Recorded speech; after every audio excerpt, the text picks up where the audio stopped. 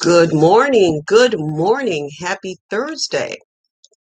This is Carol White, and I want to welcome you to this week's edition of When Life Needs a Detox, My Life with Multiple Sclerosis. We're going to get started right away. Today's topic is me and my MS, my identity versus my fear versus my future yet to be. It's a lot. I need to start with an apology. I am not as prepared as I should be. You see, I've had a rough week. I have had an appointment on Monday with a pain management specialist. Tomorrow, I will be undergoing a procedure where they will shoot cortisone into a nerve in my knee.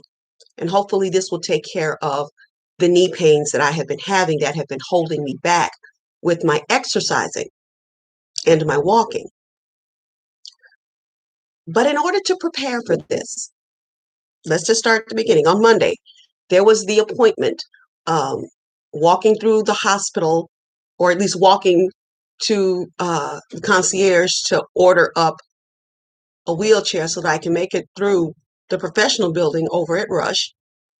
Having the appointment, that was Monday. Tuesday, I had physical therapy. I enjoyed the physical therapy part. I always feel much better when I have my physical therapy. But in order to get pre-screened for the surgical procedure, I had to have a COVID test. My third in about 6 months. So the time that they had was 11 o'clock. Well, my husband doesn't get home until noon from work. And I came up with the bright idea, I'm going to save him some time because my husband, bless his heart, has been running ragged ever since this started. He has become my chauffeur, uh, my personal assistant, the personal shopper, the whole 9 yards.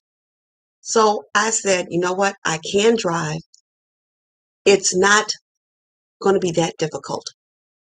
Well, it wasn't as difficult, but it was difficult for me to drive because my MS affects my right side. Well, handling the gas pedal and the brake is all on the right side. And it just got to be a lot, and it was overwhelming. And my husband kept asking me for days, are you okay? Are you all right? I said, yeah, I'm fine. I just need a little rest. Finally, he'd had enough yesterday. He said, go lay down. You just need to rest. And I told him, I need you to get me up so that I can prepare. He looked at me, he said, uh-huh. And I slept.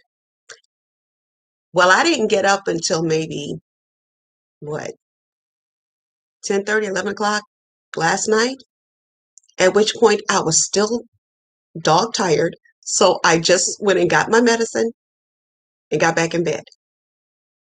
So as you can see, I'm unprepared, or I'm not as prepared. I knew what I wanted to say.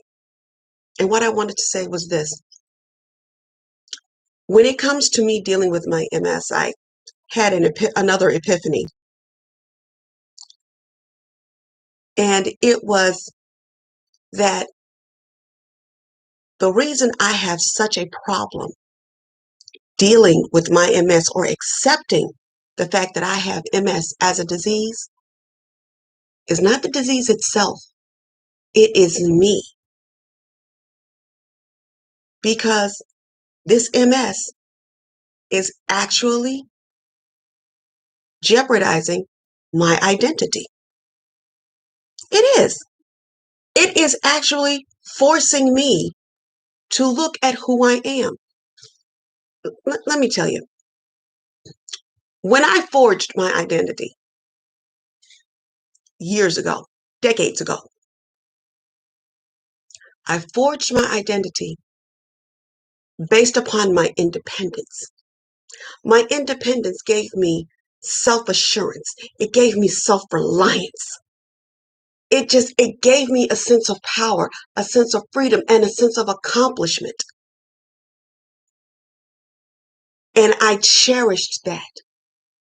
And I still cherish that. But MS came, and I have now questions about who I am and what is my identity, because my identity was based upon my independence. Well, if I'm no longer independent, who am I?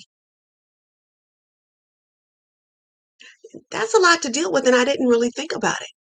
If I am not independent, how can I be self-assured? How can I be self-reliant? How can I be who I was? That fear has basically crippled me. The fear of not knowing who I am now that I have MS and I can't do for myself as I used to. That's terrifying for me. And I dare say it's terrifying for anyone that has MS or anyone that loses the aspect of their identity. But then I had to look at it again. I'm still me. I'm still Carol. I still have an identity. What I have to do is stop looking at what I'm losing. Because the more I focus on what's negative in my life, the more I'm not going to do the work that I have to do in order to beat my MS, which means MS wins and I become completely dependent. I'm going to tell you something. The reason that being dependent terrifies me is, yes, I'm married, but I don't have children. If something happens to my husband, I have to rely, as the phrase goes, on the kindness of strangers. That's terrifying. If I'm not independent and I lose my husband, I am dependent upon the kindness of strangers. I that just sends me into a panic. It does. It sends me into a panic. And then I decided, after I looked at this and finally figured out why I fight so hard in the wrong ways with my MS, is because I'm scared of what could be. But then I had to realize that there is a future out there with MS that's so much brighter than what I was currently focusing on. Because here's the thing. If the shot that I'm getting tomorrow, the procedure I'm taking tomorrow to get this steroid injected into the nerves in my knee works, then the pain is going to be gone, which means I will be able to walk. I'll be able to move. I'll be able to become more independent, which means my identity of being self-assured, being self-reliant, being self-sufficient comes back. So I can't focus on the what ifs of life. What if I can't walk? What if I can't do this? What if I can't do that? They're there, but they can't be the focus, because you will what if yourself into a crazy house. We have to focus, or rather I have to focus on what I know are the possibilities of a future yet to be, a bright future yet to be. I have to work within the constraints of who I am right now and what I have to deal with right now. That's a given. I don't have a choice about that. This is what I got. I have MS and I have a fight on my hands. But if I do everything that I am supposed to do, everything that I know I need to do, I have such a bright future ahead of me. It is going to be wonderful. It is going to be great. It is going to be filled with love, family, friends. I'll have my independence and I will have what God has determined I will have. And yes, I am faith-based. If I never told you this, all guys, this before, I am faith-based. So I will be speaking a lot of God. If you hear about it, it's not because I'm trying to impress anybody. It's just that's who I am. But a lot of my fears, I have to give them to God. I don't have a choice. I can't walk around with all of this fear in my heart. I have to give it to God and let Him handle it. And my way of alleviating my fear is to do the work that I know I have to do and do it with an open heart and an open mind and a sense of a bright, beautiful future. That's how I get through. And that's how I'm going to get through. Well, you guys, that's all I have for today. I'm sorry I wasn't more prepared for you.